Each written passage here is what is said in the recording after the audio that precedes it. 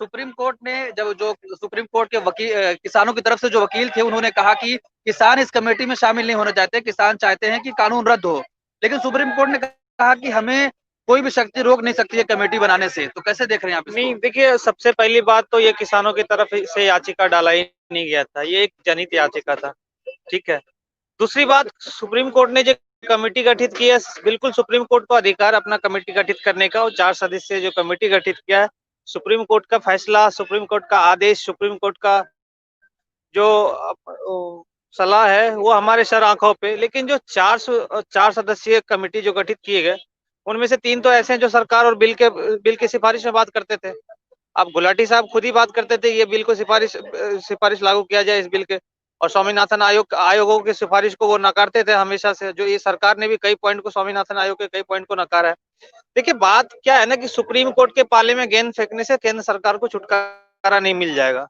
ठीक है, सबसे सिंपल तरीका है इसको कि तीनों बिल वापस ले लो, सरकार की इसी में भलाई। ये लड़ाई देखो, मैं तो मानता हूं कि ये लड़ाई इस 3 बिल की है ही नहीं। ये लड़ाई है देश की अर्थव्यवस्था को बचाने की, ये लड़ाई है कमजोर गरीब लोगों को महंगाई से बचाने की, ये लड़ाई है युवाओं युवाओं को बचाने की, ये लड़ाई है देश की जीडीपी को ग्रोथ करने बढ़ाने की। क्योंकि ये सारी चीजें, जितनी चीजें मैंने बोला, वो जो है एसेंशियल कमोडिटी एक्ट से जुड़ा हुआ है, भंडारण की स्थिति से जुड़ा हुआ है। और ये लड़ाई, एक और लड़ाई है कि अनाज जो खाने पीने के सामान है उसको काले बाजारी से बचाने की ये लड़ाई है।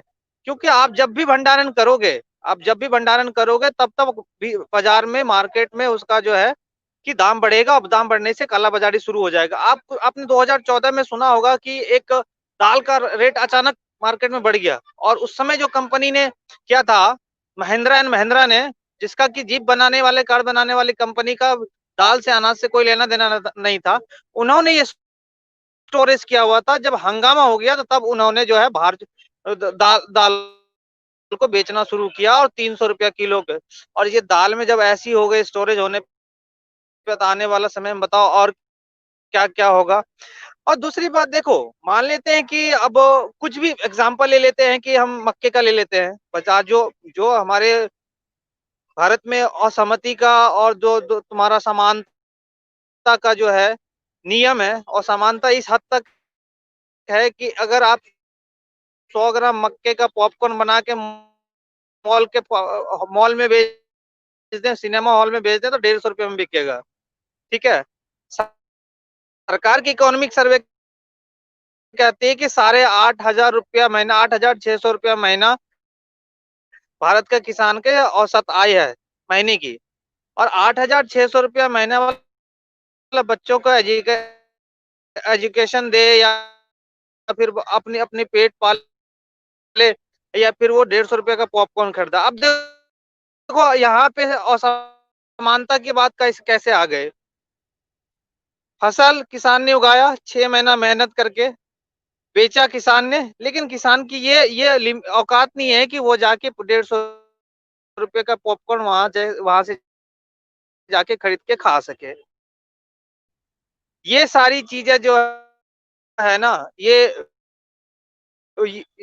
इसकी लड़ाई है, और लड़ाई जो है ये जारी रहेगी, और ये संघर्ष जारी रहेगा जब तक कि ये तीनों कानून वापस नहीं आता।